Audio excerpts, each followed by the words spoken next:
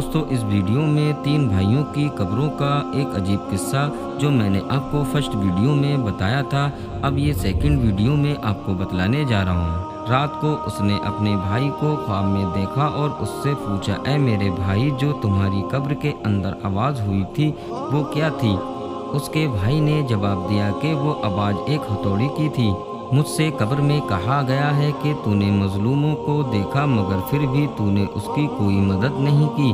ये बात सुनकर उसकी आंख खुल गई और वो गमजदा हो गया। उसने सुबह को अपने भाई को बुलाया और उसने सारा किस्सा अपने भाई को सुना दिया और उससे कहा, मेरे भाई ने जो नसीहत अपने कब्र पर लिखवाई थी उसका मकसद मुझको नसीहत करनी थी और मैं तुम्हें गवाह बनाता हूँ। मैं आज से सब कुछ छोड़ता हूँ और अब मैं अपनी बाकी ज़िंदगी अल्लाह की राह में लगाता हूँ। और वो सब कुछ छोड़कर सहराओं में चला गया और भेड़ बकरियाँ चराने वाले लोगों में रहने लगा। जब उसकी मौत का वक्त करीब आया तो चरवाहों ने आकर उसके भाइयों को खबर दी। खबर मिलते ही उसका ताजिर भाई चरवाहों के साथ चला गया और अपने भाई को अपने साथ ले आया और अपने भाई से कहा कि अगर आपको कोई वसीयत करनी है तो कहो, उसको मैं पूरा करूंगा। उसके भाई ने कहा कि मैं क्या वसीयत करूं, मेरे पास तो कुछ भी नहीं है, लेकिन तुमसे एक वादा चाहता हूं जिसे तुम पूरा करना। उसने कहा, जब मैं मर जाऊं तो मेरी कब्र भी मेरे भाई के पास बनवा देना और मेरी कब्र पर लिख देना कि क्या लज्जत पाएगा वो आदमी जो यकीन रखता हो इस बात पर कि मौत उसको अचानक आ जाएगी,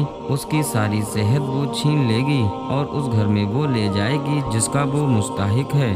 और मेरे भाई, तुम मेरी कब्र पर आते रहना, शायद तुम्हें भी कुछ नसीहत मिले और मेरे लिए दुआ करना कि अल्लाह मुझ पर रहम फरमाए। जब वो मर गया तो उसके भाई ने उसकी वसीयत के मुताबिक ऐसा ही किया। वो उसकी कब्र पर रोज जाता था और उसके लिए रो रो कर दुआ मांगता था। जब वो तीसरे दिन कब्र पर आया तो कब्र पर बहुत देर तक रोता रहा और अपने भाई के लिए दुआ मांगता रहा और जब उठकर वापस जाने लगा तभी उसने अचानक कब्र के अंदर आवाज़ सुनाई और वो उस आवाज़ को सुनकर बेचैन हो गया। फिर वो फौरन वहाँ से अपने घर वापस आ गया। रात को उसने ख्वाब में अपने भाई को देखा। उसके चेहरे पर परेशानी और खौफ झलक रहा था। उसने कहा, भाई मैं बहुत मुसीबत में हूँ। तो मैंने कहा, भाई मेरा क्या होगा? तो उसने जवाब दिया, जिसने दुनिया में आखिरत के लिए जो कुछ नेकियां की हैं वो देख लेगा। सुबह को जब वो उठा तो उसने सबसे पहले अपनी सारी जायदाद बांट दी और माल लोगों में तकसीम कर दिया और वो अल्लाह की इबादत में लग गया। जब उसकी मौत का वक्त करीब आया तो उसने अपने बड़े बेटे को बुलाया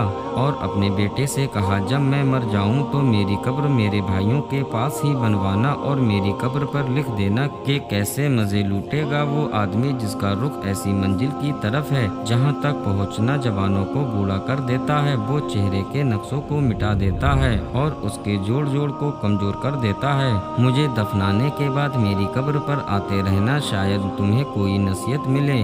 बेटे ने अपने वालिद के मरने के बाद ऐसा ही किया। रात को उसने अपने वालिद को ख्वाब में देखा। वो कह रहे थे, बेटे मौत करीब है, आखिरत के सफर की तैयारी कर लो, अपना सामान बांध लो, जिस घर से तुम्हें निकलना है उस घर की तरफ जहां तुम्हें जाना है।